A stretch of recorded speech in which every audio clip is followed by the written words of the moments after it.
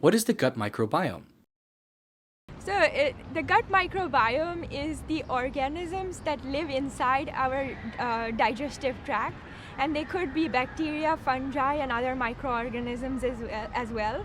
We have about 30 trillion human cells, but actually almost 38 trillion microbial cells. So we're actually more microbiome than human in some ways. Well, when we're talking about microbiome, we're typically talking about gut microbiome. And that's all the bacteria that are in your gut, and we typically measure them by sequencing stool. The gut microbiome represents a very diverse community of bacteria, fungi, viruses that live in our intestine.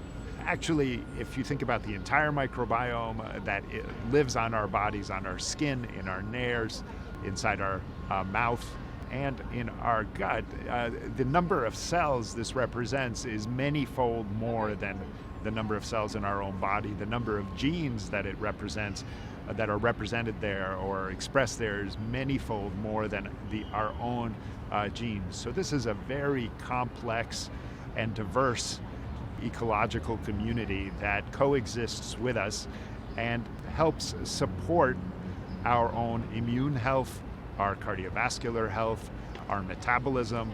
It can have effects on obesity, on diabetes, and also we're finding on cancer progression as well as cancer response to therapeutics such as immune therapies, and in our own investigation, perhaps even myeloma-directed therapies. Is everyone's gut microbiome the same or different? Does it vary from time to time? Similar to DNA, which is unique for every person, the microbiome is also unique for every person. There are a number of factors associated with this, such as diet, location of where you live, environmental factors, the genotype or the genetic makeup of a person, and hygiene. So there are multiple factors, even antibiotics and things that could affect the microbiome. What is a good microbiome? It's difficult to specifically define what is a good microbiome and what is not.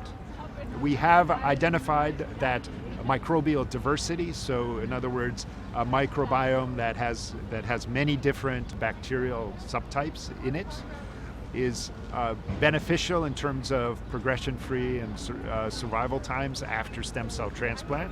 And so diminished diversity, in other words, a microbial injury presumably related to the therapy, is something that results in inferior survival times after transplant. Similarly, we have found that among those that have MRD negativity, meaning no residual myeloma detectable after initial therapy, that there are specific microbial features or bacteria that seem to be more abundant in that scenario. And conversely, bacteria are more abundant in association with MRD positivity. Exactly how all of this works, but something that we're actively pursuing.